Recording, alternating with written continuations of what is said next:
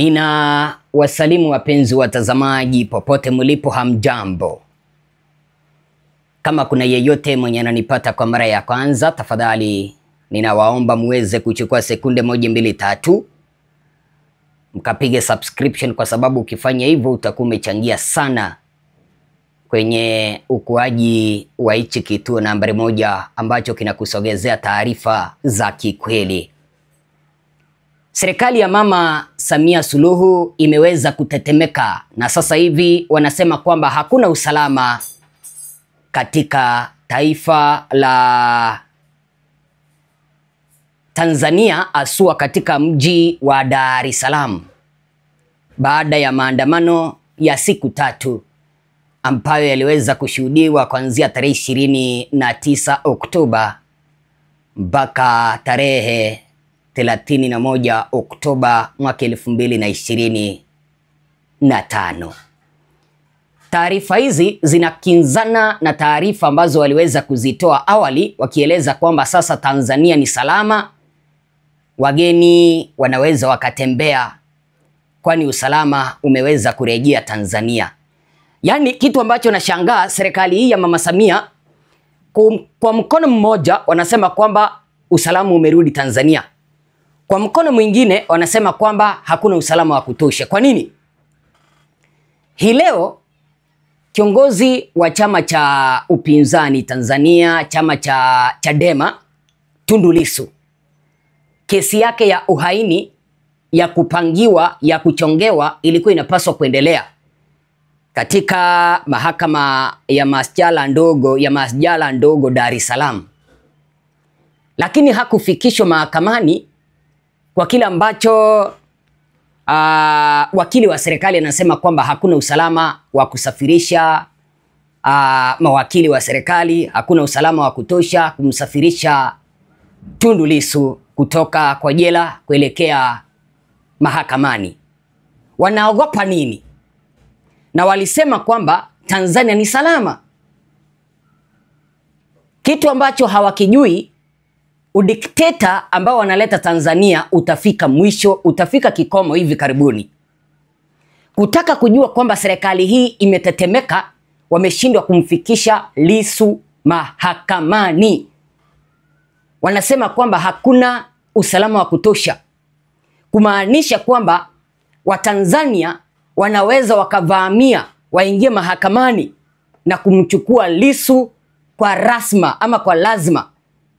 Na ndio maana wameweza kuogopa, kwa sababu jinsi ambavyo unaona hapo, Mwananchi Forum imeweza kuripoti kwamba kesi ya uhaini inayomkabili mwenyekiti wa chama cha Chadema Tundu Lissu imeanza kusikilizwa leo Jumatatu Novemba tarehe 10 mwaka 2025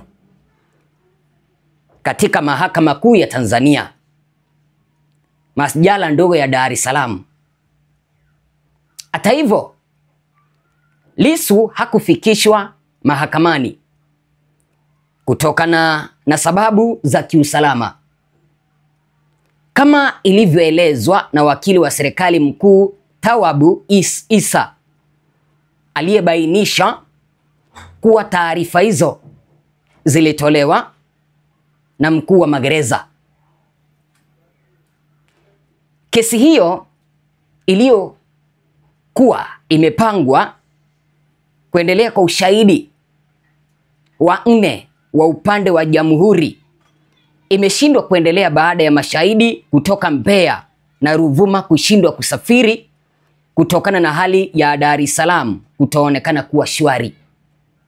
Mahakama kupitia Jaji Danstan Ndunguru imeahirisha kesi hiyo hadi Jumatano Novemba tarehe 12 mwaka 2025 badala ya siku 14 kama ilivyoombwa na upande wa jamhuri.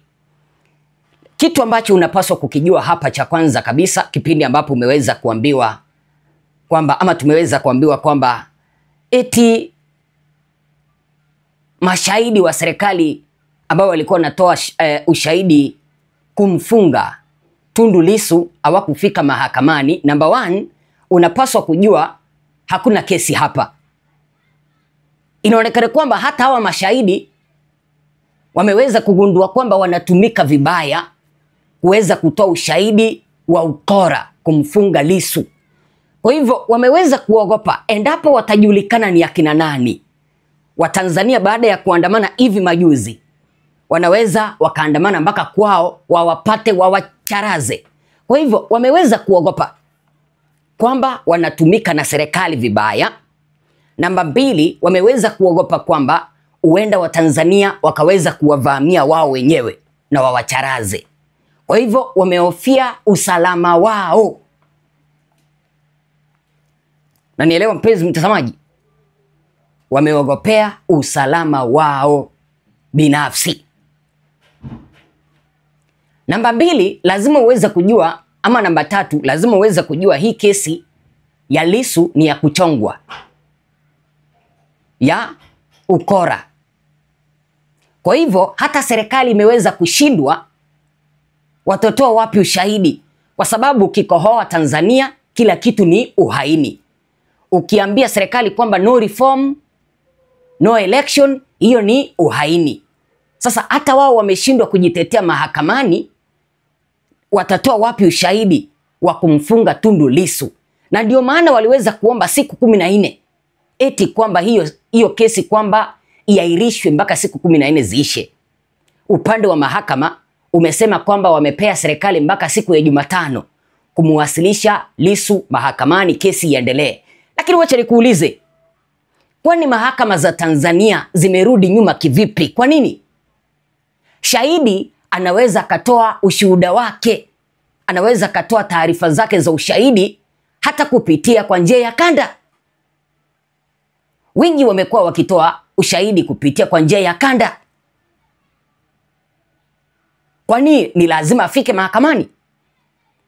Mahakama nazo zinapaswa kuacha kutumika vibaya. Kwa hivyo hili linanishangaza. Serikali ilisema kwamba Tanzania usalama umeweza kurejea na hivyo watalii wanaweza wakarudi. Lakini kwa taarifa zingine wameweza kueleza kwamba usalama hakuna Dar es Salaam. Kwa hivyo wameogopa kumfikisha Lissu mahakamani. Kumaanisha nini? Serikali hii imeweza kuogopa mwananchi. Mwananchi ameweza kushinda kila kesi. Sasa serikali imeweza kushindwa. Wataendelezaje udikteta wao? Wamegundua kwamba wananchi wameweza kuamka kutoka mahala ambapo serikali ilikuwa imepanga kwamba wananchi wamelala. Wananchi wameweza kugundua kwamba wanaendeshwa kwa njia ambazo sio sahihi.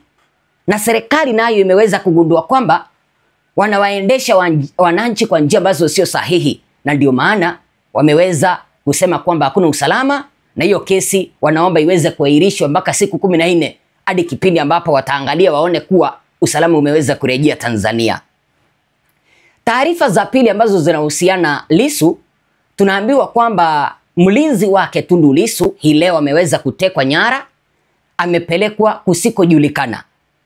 Jinsi ambavyo unaona hapo, vile vile Mwananchi Forum wakaweza kuripoti kwamba usiku wa kuamkia leo Jumatatu, polisi waliovaa kiraia wamevamia nyumbani kwake Charles Hangaya, mlinzi wa mwenyekiti wa chama cha Chadema Tundu Lissu, katika eneo la Bunchu jijini Dar es Salaam na kumchukua bila maelezo yoyote.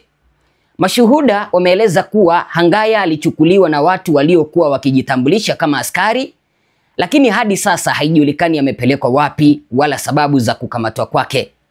Tukio hilo limezua hofu na maswali kuhusu usalama wa watu wa karibu na viongozi wa upinzani, hasa ikizingatiwa mwenendo wa matukio ya kukamatwa kwa wanasiasa na wafuasi wa Chadema katika siku za hivi karibuni.